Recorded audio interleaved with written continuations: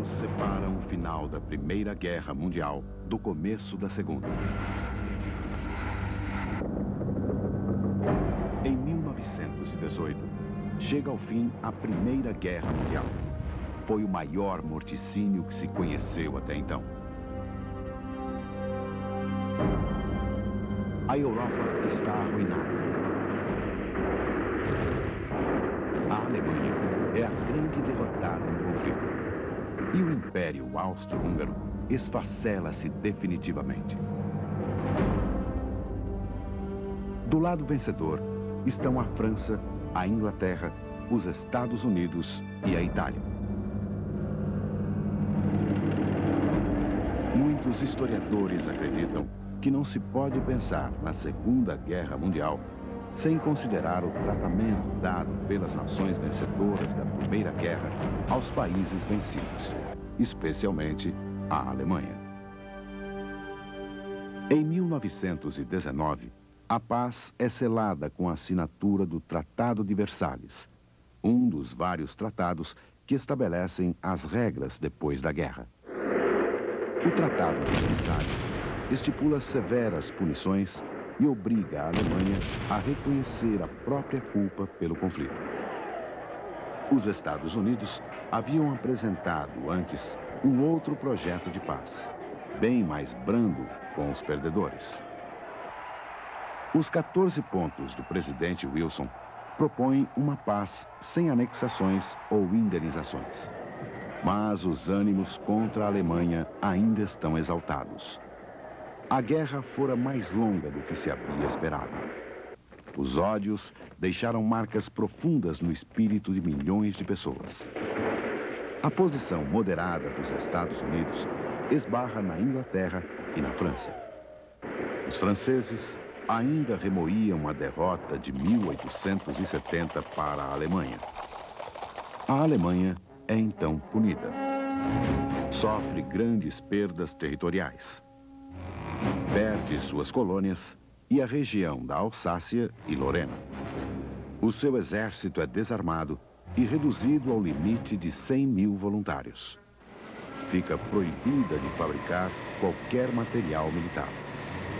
Além de tudo, é obrigada ao pagamento de pesadas indenizações de guerra.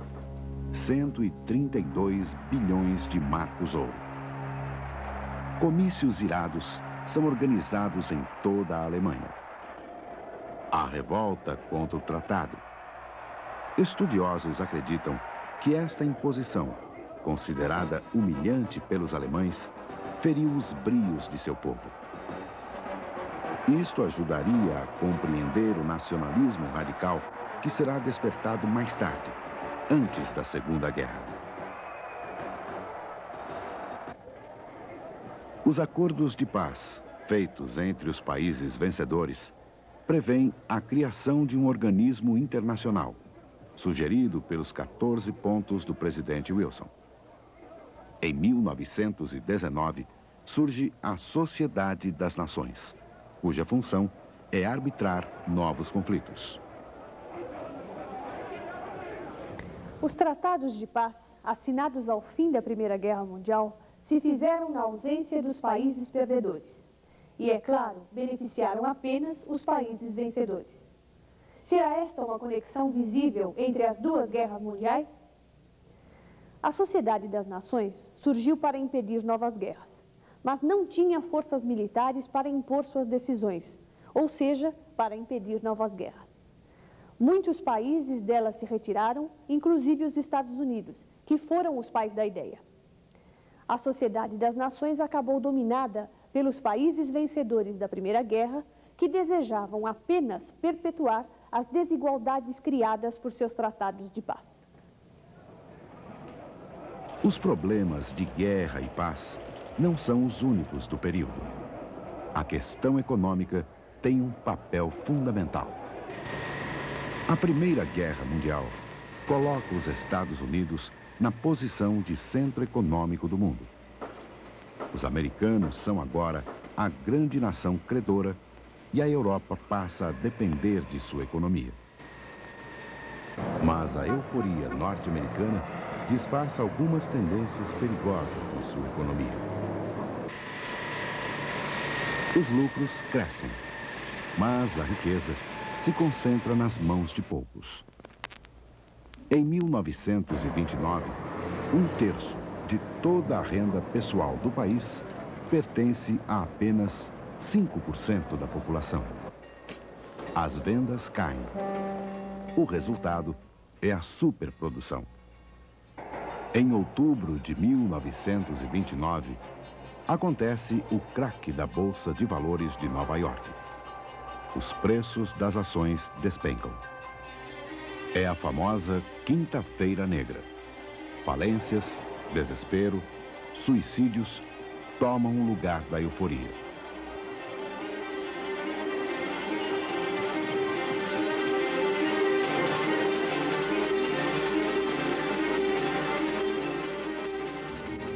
A economia americana experimentou um processo especulativo que ocorre com economias em crescimento e ocorreu com outros países em outros momentos da história, embora não com consequências tão abrangentes. O processo é mais ou menos o seguinte: a economia começa a se aquecer, começa a ocorrer mais negócios, isso provoca uma valorização nos bens de uma maneira geral. Então, num primeiro momento, são empresários que compram esses bens para poder utilizar em seus negócios. Com o tempo, à medida em que essa escada vai subindo, especuladores entram no jogo e passam a comprar esses bens para revender logo em seguida, para tentar ganhar sempre um pouco mais. Então cria-se uma ciranda louca, uma pessoa compra por 100, vende por 110. A outra compra por 110, revende por 120. E perde-se a noção da realidade. Fica parecendo aqueles desenhos animados em que o gato sai subindo uma escada e de repente ele continua a subir, a escada acaba e ele fica no ar.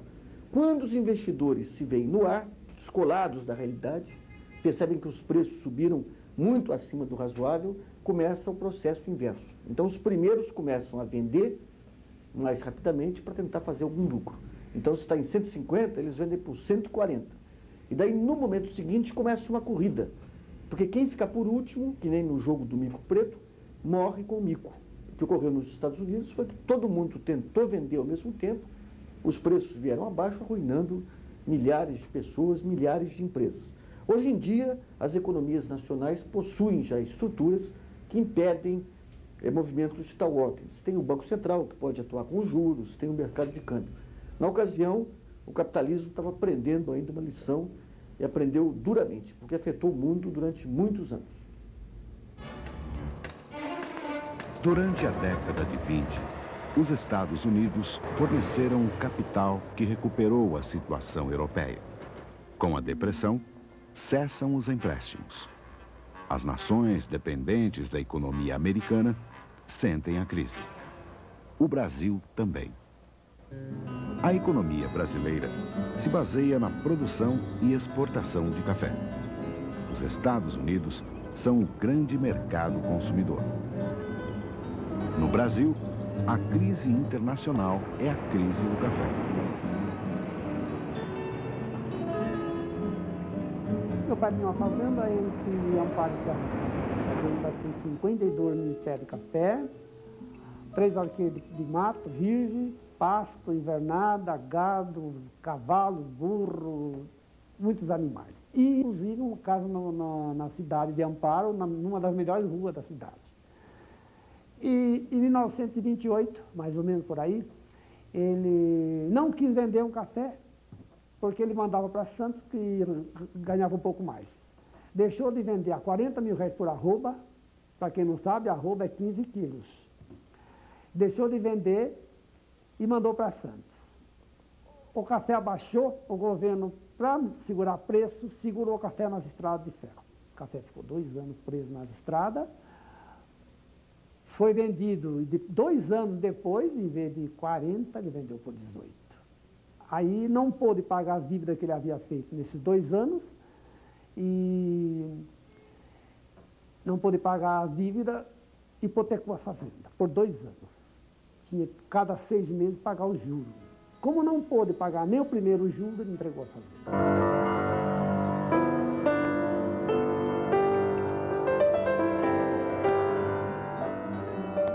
A crise econômica do café de 1929 trouxe consequências danosas para o conjunto da sociedade brasileira. Mas isso não quer dizer que ela tenha sido responsável pela crise da República Velha.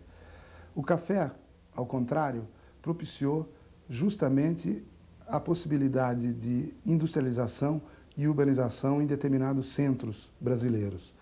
Essa industrialização e urbanização é o sinal da modernidade do país, trouxe à cena da política novos agentes sociais que souberam pressionar os poderes da República Velha por novos direitos e novas demandas sociais.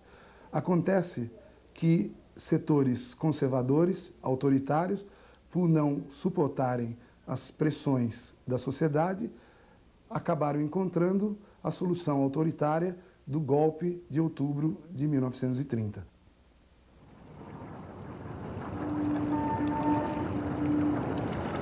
Na Europa e nos Estados Unidos, as estratégias econômicas são repensadas. O novo presidente dos Estados Unidos, Franklin Roosevelt, monta uma equipe que reúne diferentes tendências. A partir de 1933, põe em ação um plano de reformas de base que se chamou New Deal, ou Novo Acordo. Com o New Deal, põe-se fim ao império do liberalismo econômico. O Estado passa a organizar a economia e a controlar os desajustes do capitalismo. A depressão econômica de 1929 mostra que, àquela altura, diversas nações já não dependiam mais da Europa, mas dos Estados Unidos, o novo centro econômico do mundo. No Brasil, essa dependência se reflete com a crise do café. Mas, mais do que isso, a depressão mostra a necessidade de rearticulação do capitalismo em nível mundial. Não é mais possível pensar na existência de um mercado completamente livre, sem regras mínimas de convivência entre os países e de sobrevivência das pessoas. Regras que estivessem acima da ganância descontrolada de proprietários e empresários. A busca de soluções para a crise consolidou projetos democráticos em alguns países, em outros, regimes autoritários. Nesse período, o tatear dos governos frente à depressão é um aspecto que dificulta as relações internacionais, um acelerador de conflitos entre os países. No próximo bloco, o fascismo e o nazismo ocupam a cena internacional. E o Estado Novo Brasil. Romana. Os fascismos são considerados um tipo específico de estados autoritários, estados capitalistas de exceção. Baseados no terror, os camisas negras invadem sindicatos e jornais e desencadeiam atentados contra líderes socialistas e comunistas. Em janeiro de 1921, é criado o Partido Comunista Italiano. No mesmo ano, Mussolini funda o Partido Nacional Fascista. Assustados com a ameaça comunista, setores da burguesia passam a ajudar os fascistas. Em 1922, Mussolini anuncia a marcha sobre Roma, com 30.000 camisas negras. Impotente, o rei Vítor Emanuel III convida Mussolini para formar um novo governo. Em 1924, os fascistas ganham as eleições com 65% dos votos. O socialista Giacomo Matteotti denuncia a violência e a fraude eleitoral. I fascisti invadono Sala e a bastonate impedirono all'oratore di aprire bocca. A alla conferenza che doveva tenere il capo dell'opposizione costituzionale, l'onorevole Mendola, che è costituzionale, sopversivo come voi. É assassinado após discursar no parlamento. Mussolini assume a autoria do crime e fortalece seus poderes com leis de exceção. A pena de morte é restaurada. Os opositores são perseguidos, torturados ou assassinados. Bem, o fascismo se transformou num movimento popular porque lançou um imaginário de fortes colorações sentimentais, emotivas e românticas. Basicamente, pregou a união de todos os segmentos sociais em torno da nação, que seria de um coral. Nesse coral, que seria a comunidade, todas as pessoas seriam integradas. Os camponeses, os marceneiros, os operários e os patrões. Fundamentalmente, o fascismo se colocava como uma revolução permanente, buscando sempre um aperfeiçoamento, entre aspas, da sociedade no nível educacional, no nível religioso, e, por outro lado, pregava a renúncia do cidadão em face aos bens materiais como o ponto nodal do seu imaginário. Essa renúncia levava o homem comum a se unir com o seu semelhante em torno de uma autoridade, que poderia ser a autoridade paterna, ou a autoridade do professor na escola, ou a autoridade do patrão na fábrica, ou a autoridade do ditador, formando assim essa nação onde não caberia os comunistas, os socialistas, os liberais ou as nações que tinham outros tipos de regimes políticos e econômicos, como a União Soviética, Grã-Bretanha, etc. É um tipo de proposta altamente militarizada, altamente hierarquizada, altamente autoritária.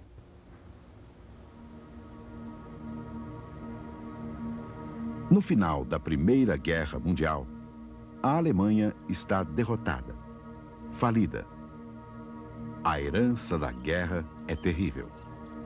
A indústria está destruída, a economia arruinada. Em 1918, eclode um levante comunista. O governo e o exército se unem e esmagam o movimento. Seus líderes, Karl Liebknecht e Rosa Luxemburgo, são assassinados em 1919. No mesmo ano, é proclamada a República de Weimar. Em fevereiro de 1919, abre-se a Assembleia Nacional. Uma nova Constituição é promulgada. A República de Weimar é definida como federalista, parlamentar e democrática. Mas a crise econômica caminha. O parlamento promulga leis de emergência para conter o desemprego e equilibrar o orçamento. Surgem diversos grupos paramilitares. Apregoam nacionalismo e racismo. É nesse contexto que se desenvolve o nazismo. Em 1919, Adolf Hitler vincula-se ao pequeno e obscuro Partido dos Trabalhadores Alemães, que no ano seguinte passa a ser Partido Nacional Socialista dos Trabalhadores Alemães, apelidado Nazi. Hitler é um orador carismático e sabe canalizar as insatisfações dos alemães. Com o tempo, mais e mais pessoas vêm às reuniões dos nazistas.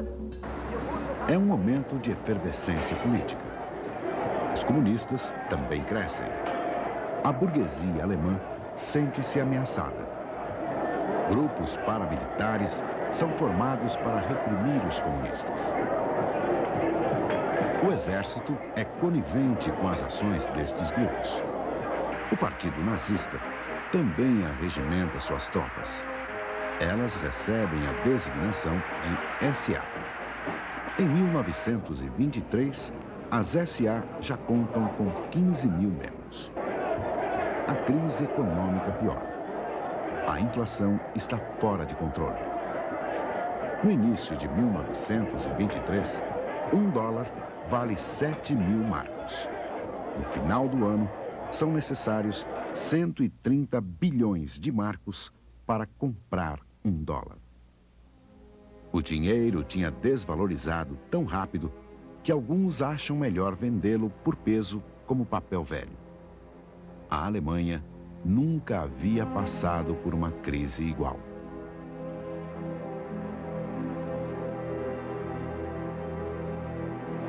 No começo de 1923, o nazismo é um movimento poderoso. O partido conta com 55 mil membros. Em novembro deste ano, Hitler se alia a militares e tenta dar um golpe em Munique. O plano fracassa. Hitler é preso, mas seu nome ganha destaque nacional. É condenado a 5 anos de prisão, mas tem sua pena reduzida para 9 meses. Na cadeia, começa a escrever seu único livro, Mein Kampf, Minha Luta, que se transformaria na Bíblia nazista. A partir de 1924, com a recuperação econômica da Alemanha, cai o desempenho eleitoral dos nazistas. Mas a Grande Depressão, em 1929, reacende os conflitos. Voltam a crescer os movimentos extremistas, especialmente os nazistas. Filas de desempregados se formam. Nessa situação, muitos ouvem as promessas de Hitler. O desemprego gera a massa que engrossa o partido nazista. Em 1932, ele consegue maioria simples no parlamento e se torna a maior força política da Alemanha. Já não é possível governar sem os nazistas. Em 1933, Hitler é nomeado chanceler.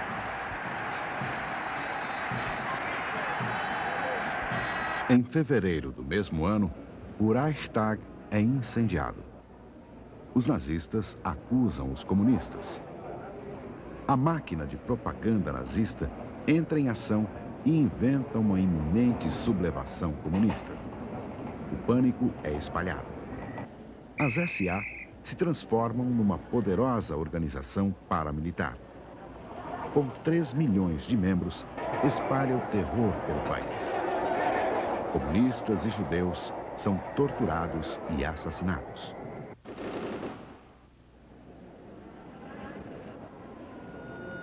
Em 1934, morre o presidente Hindenburg. Hitler assume a presidência, fecha o parlamento e se transforma no comandante supremo das Forças Armadas. O nazismo triunfa na Alemanha. O nazismo se caracteriza por ser um movimento totalitário que acaba desencadeando forças de direita que acabam preponderando sobre o movimento. Essa ordem totalitária, ela nunca está pronta, inteiramente acabada. Ela precisa contar necessariamente, como contou, com um partido único, o Partido Nazista, que exclui todos os outros oponentes organizados.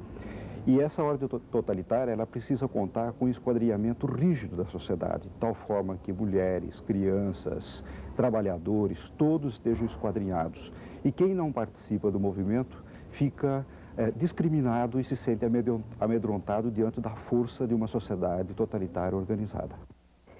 O aparecimento de estados fascistas provocou reações na Terceira Internacional ou Internacional Comunista.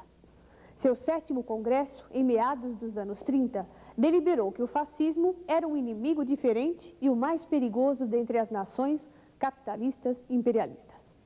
E que na luta contra o fascismo eram válidas alianças dos comunistas com socialistas, social-democratas e progressistas. Isso deu base para a criação de frentes populares em muitos países, diversos setores unidos para derrotar o inimigo maior, o fascismo. Na França, em 1936, a Frente Popular eleita leva ao poder o socialista Léon Blum. No mesmo ano, liberais e socialistas eleitos assumem o governo da Frente Popular Espanhola, episódio que acaba desencadeando uma sangrenta guerra civil.